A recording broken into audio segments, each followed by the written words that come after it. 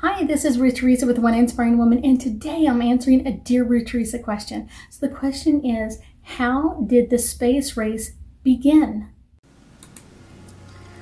Hi, my name is Ruth Theresa with One Inspiring Woman. I'm an intuitive psychic medium here in the Sugar Land area. That's just outside of Houston. I work with my angels and guides to assist my clients in many areas of their lives, to bring them special messages from loved ones who have passed, to dialogue with their angels for guidance into their own situation, or to assist them with their own psychic abilities. If you like my content, please make sure to subscribe, like, and comment.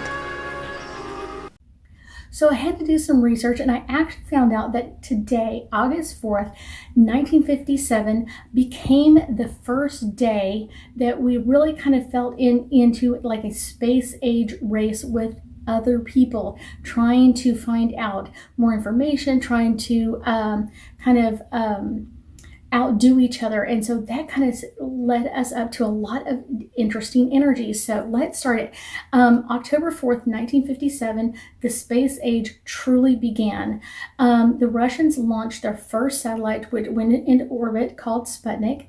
It weighed only 184 pounds, and it transmits this beeping radio signal for 21 days as it circled the Earth.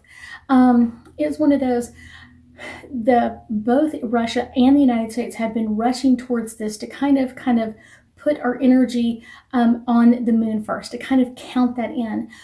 During the same time frame, Germany had been developing the world's first intercontinental ballistic missiles. And this kind of set us up into kind of like a different energy all over the world, because it's like now someone can have a satellite and take pictures of our country. And this kind of brought up this very energy of like, oh my gosh, someone could have power over us, or someone could own something that we don't have. Both countries were really developing satellites in the goal to kind of like be the first one there, to be the first one to set the infrastructure there, and really kind of racing towards the moon.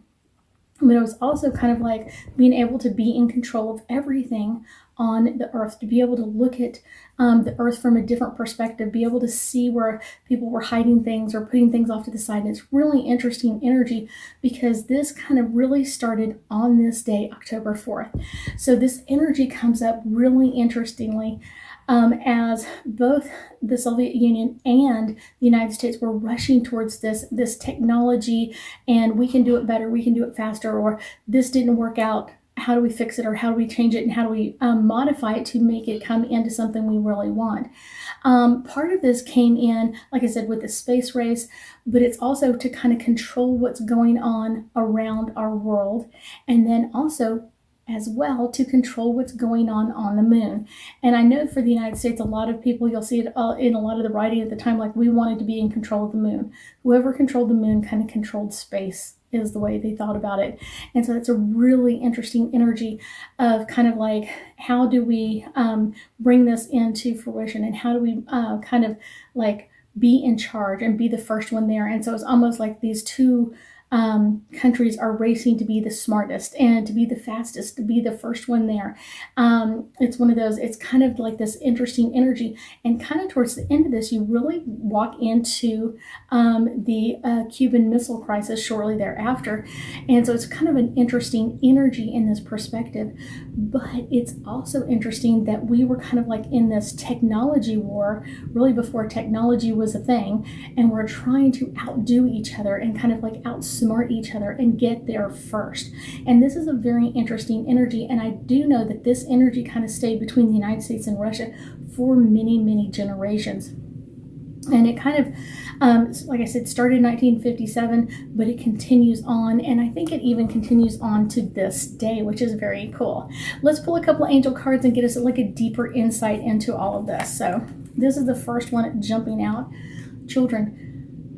I think that was something that really held our attention for a long period of time. But the children during that time frame, watching people fight for this energy of being in control, I remember hearing my grandmother and my mom saying, like, they were much younger when that happened, when they first put Sputnik out there, when they were doing the race to the moon. It's all of that energy was kind of so much there, and it really captured the energy of so many children that grew up in that time frame of like, oh my gosh, what can we do now? Where can we accomplish this? Blessings.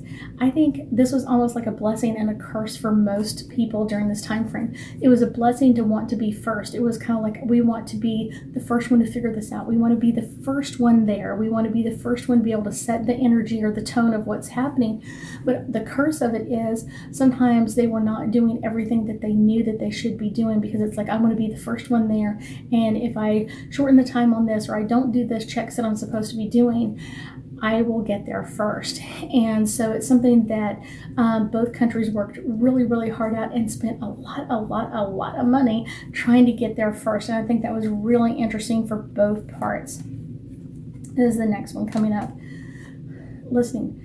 There were so many people with energy in the game. So many people were listening to so many other people. And it's one of those, instead of kind of listening to yourself, it's one of those, it's kind of like you were feeling this energy of like this overwhelmness of, I don't know what to do, or I don't know what to think, and who can do what and who can do what. And it's one of those kind of really, either side was kind of more hush hush to each other and not really communicating with each other. Instead of making it something like we can do this together, it's kind of like we need to be on opposite ends and we need to almost duke this out in energy.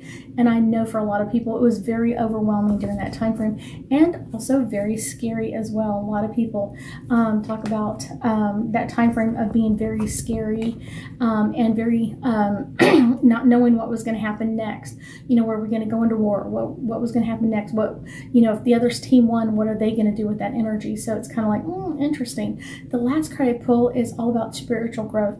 When this could have been a great time for spiritual growth to kind of affect both us and Russia in our world, we didn't do it.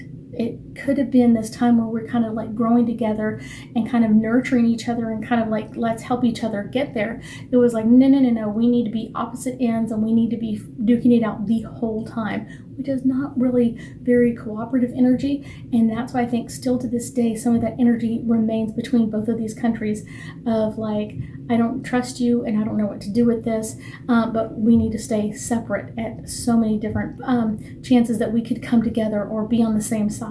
That's the interesting energy and kind of like the legacy of this time frame that started in 1957. I know. Thank you so much for joining me today, and I know that we'll be talking again soon.